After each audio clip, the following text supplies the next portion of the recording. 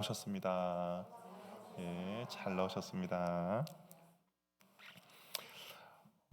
이제 야곱 계속해서 야곱의 이야기를 하고 있는데요. 야곱이 그의 사랑한 아내 이제 라헬이 요셉을 낳았을 때 비로소 이제 삼촌 라반에게 고향 땅에 돌아가고자 이야기를 하게 됩니다.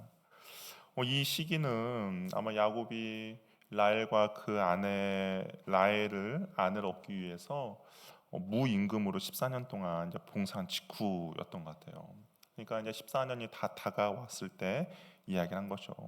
그리고 야곱의 나이가 지금 약 90이 조금 이제 넘은 시점입니다. 이게 이제 고향에 대한 그리움이 있었겠죠. 그런데 야곱이 단순히 그냥 고향으로 돌아가고자 한 것은 뭐 부모님이 거기 계시니까 내 고향으로 돌아가겠다라기보다는 하나님께서 아브라함과 이삭에게 약속한 언약의 땅이었기 때문에 아마 하나님이 그 마음을 고향으로 돌아가도록 그 마음을 허락해 주신 것 같습니다. 야곱이 14년 동안 라반의 그 간교함 속에서 정말 속이는 자 야곱이었는데 오히려 속임을 당하며 혹독한 훈련을 받는 시간이었습니다. 하나님께서는 이 삼촌 라반을 통해서 야곱을 연단하셨죠. 이제 어느 정도 그 야곱의 믿음의 그릇이 이제 다듬어진 것 같습니다. 그래서 하나님께서도 이제 약속의 땅, 언약의 땅으로 보낼 준비를 한 것이죠. 26절 보니까 외삼촌에게 이제 집으로 가겠다라고 이야기를 해요. 근데 우리가 생각할 때 아예 그냥 가면 되지 않나라고 생각할 수도 있는데 이 뉘앙스는 되게 간청하는 거잖아요.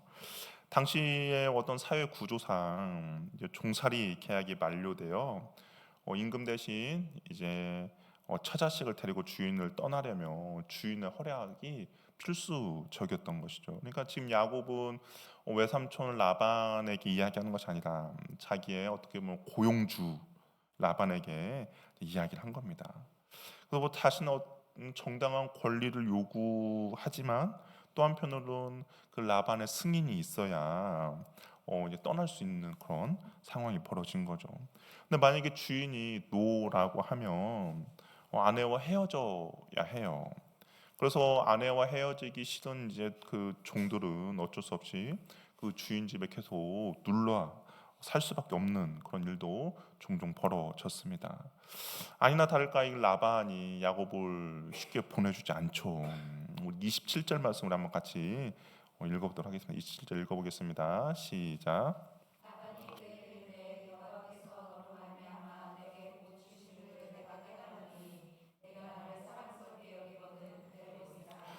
예, 라반이 한 가지를 깨달았어요. 우리 쭉 후반 뒤에도 보면 그 라반이 그렇게 부유하진 않았거든요. 부유하지는 않았는데 라반이 재산이 이제 점점 많아지는 겁니다. 잘 되는 것이죠. 근데 이 깨달았다라는 이 단어가 어떤 단어냐면 점을 쳐서 알아내다라는 의미가 있어요. 그러니까 자신의 집이 너무나 막 잘 되니까 이 라반이 점을 친 거예요. 왜 이렇게 잘 됐나? 뭐 우리로 말하면 뭐 풍수지리가 좋아서 그런가? 아니면 뭐 어떤 복덩이가 들어왔나? 이거 점을 쳤죠. 근데 이 점괘가 어떻게 나왔냐면 야곱 때문에 지금 우리 집안이 이렇게 잘 되고 있다라는 것을 깨닫게 되었다라는 겁니다. 점괘가 그렇게 나온 거예요. 그래서 라반이 깨달았다라고 이야기합니다. 우리 집의 복은 바로 야곱 때문인 것을 발견한 것이죠. 그렇다면 라반의 입장에서 어떻습니까? 이 야곱을 보내면 안 되죠. 정말 죽는 순간까지 자기 옆에 두어야 자신의 재산이 더욱더 증식이 되고 더욱더 부유해지지 않겠습니까? 만약에 이 야곱이 그냥 가버리면 어떻게 됩니까? 그 복이 사라지는 거잖아요. 그래서 야곱을 보내지 않으려고 합니다.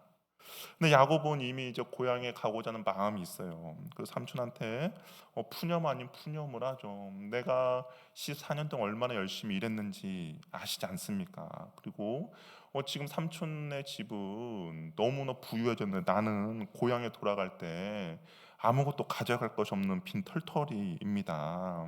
근데 어떻게 하겠습니까? 라고 하면서 라반에게 한 가지 제안을 합니다. 야곱도 생각했죠. 삼촌이 웬만한 사람이 아니다는 것을 알겠죠. 만약에 어설픈 제안을 하면 어떨까요? 라반 입장에서는 단숨에 노라고 할 겁니다. 그래서 이 야곱도 어떤 제안을 했을 때 혹하는 그런 제안을 하게 되는 것이죠. 그 제안을 들었을 때 처음부터 거절할 수 없는 제안을 해야겠다라는 그런 생각을 합니다. 그래야만이 라반이 자신의 제안을 받아들이고 자신이 고향으로 갈 수 있도록 길을 열어주기 때문인 것이죠. 그래서 야곱이 제안한 그것은 무엇이냐? 우리 32절, 33절인데요. 그럼 같이 읽어보도록 하겠습니다. 한번 읽어볼게요. 시작.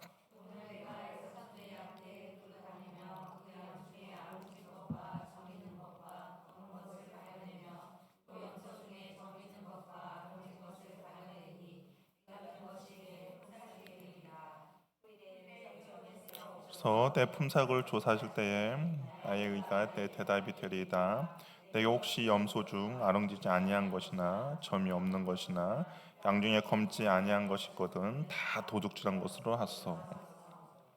야곱이 이제 처음부터 말이 안 되는 제안을 합니다. 여러분 양 TV에서 많이 보셨죠?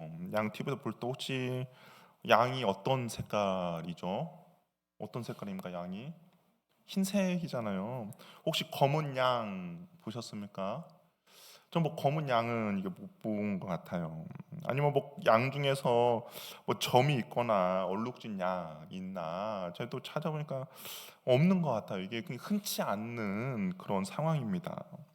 근데 지금 야곱이 삼촌에게 이렇게 이야기하죠.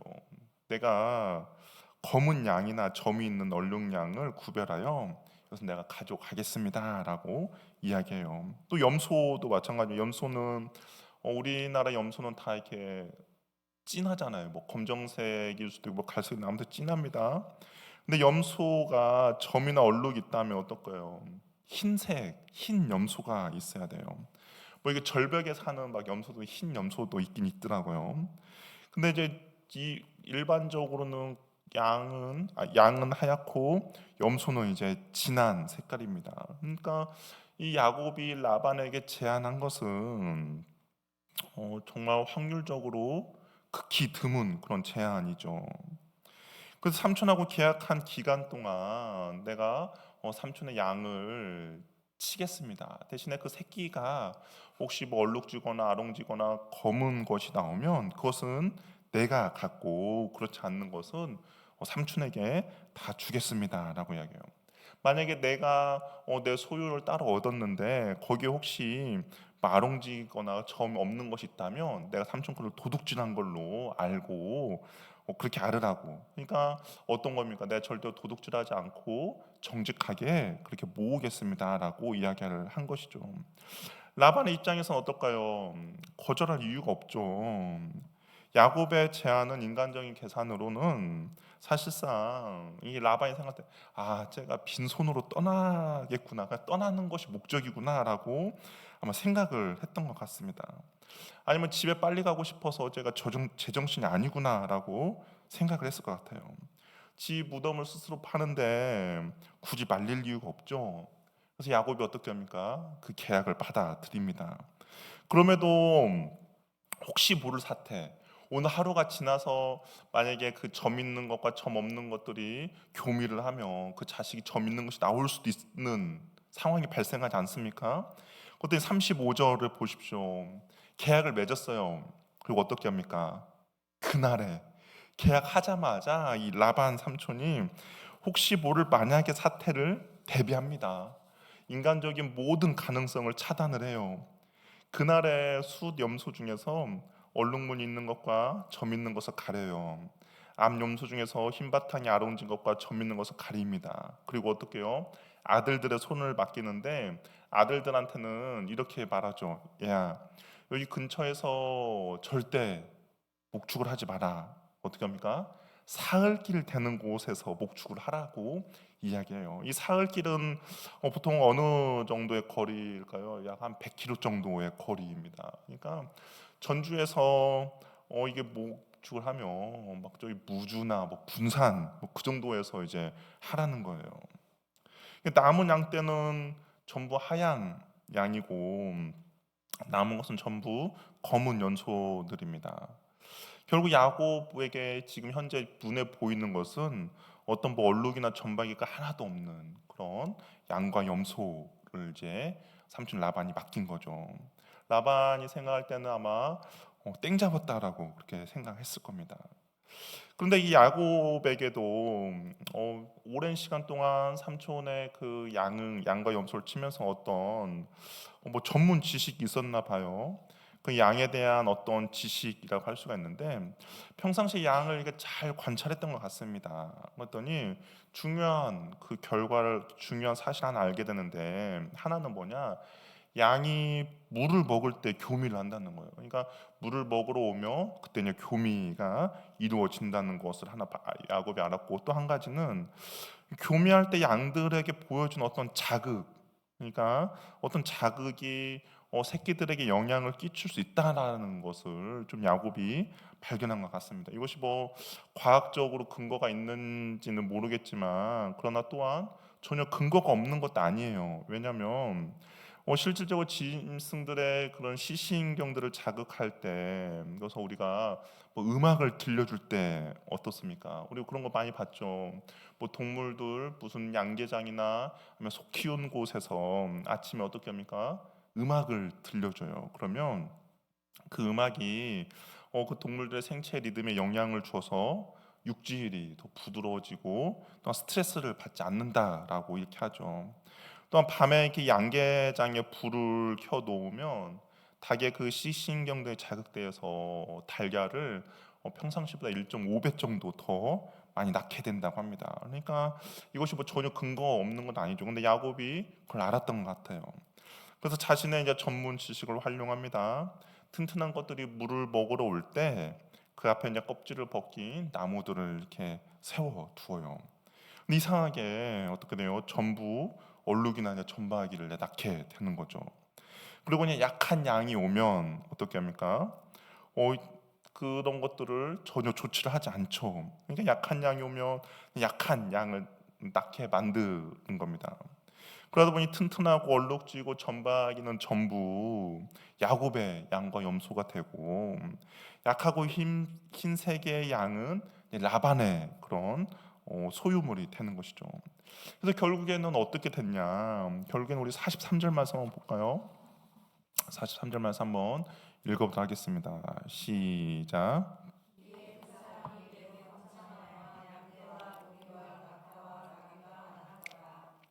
여기서 그 사람은 누구를 가리킬까요? 야곱이죠. 이 야곱이 매우 번창했다라고 이야기합니다. 그러니까 양과 염소만 있는 것이 아니에요. 뭐예요? 노비와 낙타와 나귀도 많아졌다라고 이야기합니다. 아마 그 새끼 양들, 건강한 양들, 염소들을 팔았겠죠. 그러면서 노비도 사고 낙타도 사고 나귀도 산 겁니다. 근데 우리가 그냥 생각해 봐야 할 것은 과연 야곱이 가지고 있는 그 지식만으로 이렇게 번창할 수 있느냐라는 거죠. 여러분 어떻습니까? 야곱이 가지고 있는 그 얕은 지식만으로 이렇게 야곱의 소유물이 이렇게 많아질 수 있습니까? 아니죠. 우리가 아니다는 것을 알 수 있습니다. 만약에 야곱의 방법이 전부라고 한다면 모든 사람이 다 야곱의 방법을 사용해서 모두 다 부자가 되었을 것입니다. 그런데 우리가 이 말씀을 보면 어떻습니까? 보이지 않는 어떤 손길이 야곱의 인생 가운데 개입하고 있다는 것을 보게 되죠. 과연 보이지 않는 어떤 손길이 무엇인가? 우리가 뭐 이제 다음에 살펴볼 때만 우리 31장 보면 야곱이 이제 그 아내들에게 떠나자라고 이야기하면서 이런 이야기합니다. 우리 31장 11절 12절 말씀 우리 한번 같이 한번 읽어보도록 하겠습니다. 한번 읽을게요. 시작.